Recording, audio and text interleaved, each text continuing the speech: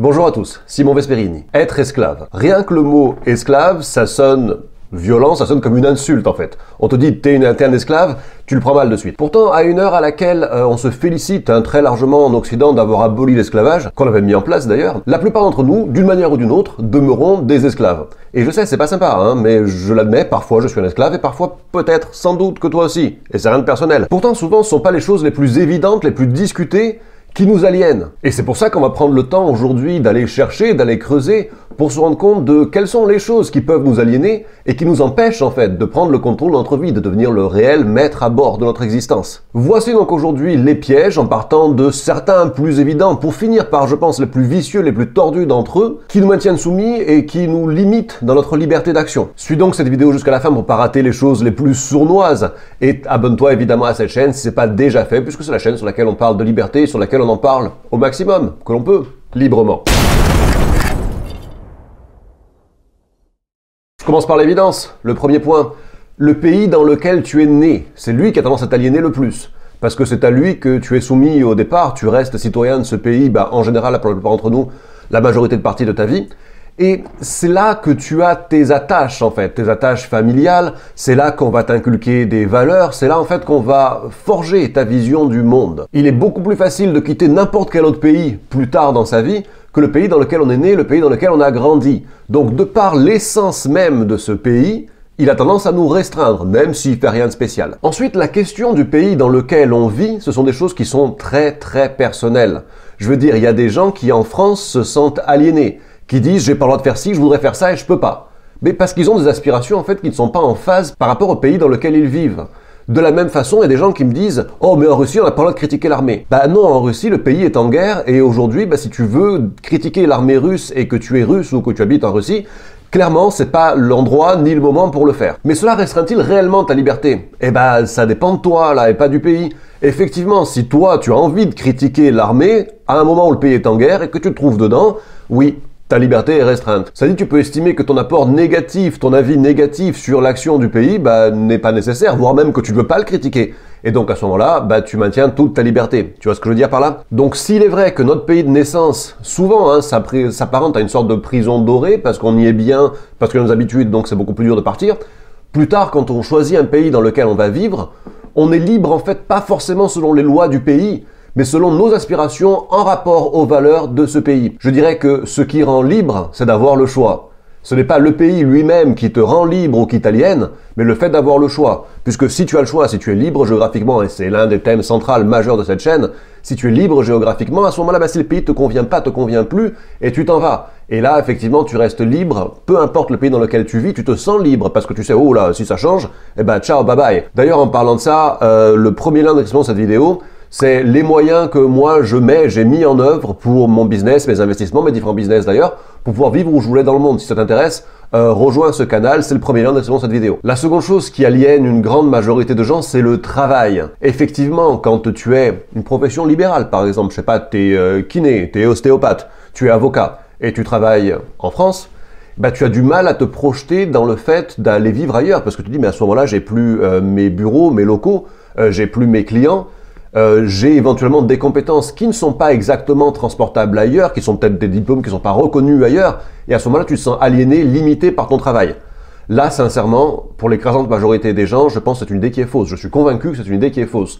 De la même façon, un employé se dit, oui, moi, je dois venir tous les jours travailler à telle heure, à tel endroit, et ça m'aliène, je peux pas partir d'ici, parce que si je pars, j'ai plus de boulot, je gagne plus d'argent. Oui, factuellement, à l'instant T, c'est vrai. Cela dit, dans les deux cas, je sais par expérience et pour l'avoir fait moi-même toute ma vie, avoir accompagné pas mal de clients dans ces domaines-là, je sais que ce sont des positionnements mentaux, ce sont des idées, on va parler beaucoup plus tard de ce genre de positionnements mentaux, mais qui sont limitants en eux-mêmes, mais qu'en réalité, par exemple, récemment, voilà, exemple concret, récemment, je consultais une avocate fiscaliste à Paris. Moi, j'étais pas à Paris. Et ça l'a pas empêché de travailler, et ça m'a pas empêché, moi, de récolter les fruits de son expérience et de ses conseils. De ce fait, si je prends l'exemple de mon avocate parisienne, demain, si elle voulait plus être à Paris, mais être, je sais pas, à Bali, tiens, elle m'aurait quand même de la même façon comme client. Ceci est applicable à tout un tas de métiers. Franchement, le plus dur, c'est de trouver des choses qui ne se déplacent pas ou qui ne sont pas potentiellement déplaçables, qui n'apporteraient pas, si c'était organisé comme il se doit, de la mobilité. Là aussi, c'est un truc dont on parle dans le lien dont j'ai parlé sur le point précédent. Donc, je te renvoie encore mes premiers liens en description de cette vidéo. La troisième chose, elle est déjà beaucoup plus sournoise. Ce sont nos habitudes à la con. Moi, par exemple, je parle pas de choses horribles, de drogue et tout ça, mais je parle d'être prisonnier de mes habitudes. C'est-à-dire que j'ai l'habitude d'aller tous les jours au même endroit faire la même chose. Et si je peux pas le faire, par exemple, on me dit, tiens, on va passer un mois à tel endroit. Bien sûr, je vais vouloir passer un mois à tel endroit. Mais quand même, ça va un peu me freiner parce que ça va me sortir de mes habitudes. Mais évidemment, là, je parle pas spécifiquement juste d'habitudes à la con, les miennes. Je parle des mauvaises habitudes. Des habitudes du style se lever tard. Ça paraît con, hein? Mais tu te lèves tard, tu as flingué la moitié de ta journée. Mais comme tu t'es levé tard, le soir, tu vas t'endormir tard, évidemment, puisque tu as besoin d'avoir une journée suffisamment longue comme tout le monde.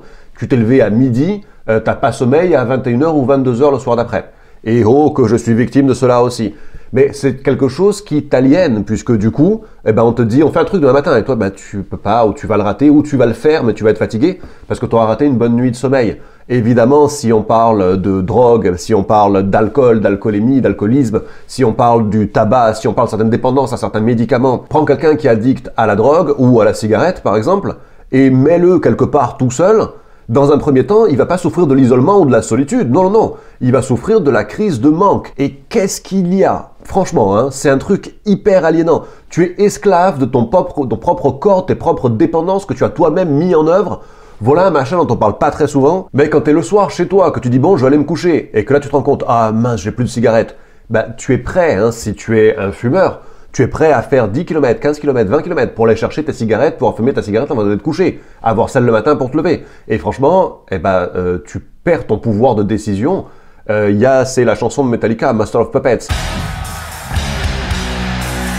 C'est le marionnettiste qui te contrôle, et ça vaut pour n'importe quel type d'addiction en fait. Profites-en d'ailleurs en commentaire de cette vidéo pour me dire si sur les 5 points qu'on aborde ici, si tu te reconnais dans certains. Parce que moi, à plusieurs moments de ma vie, je me suis forcément reconnu dans l'un d'entre eux, et c'est pour ça que j'en parle avec, on va dire, une certaine légitimité.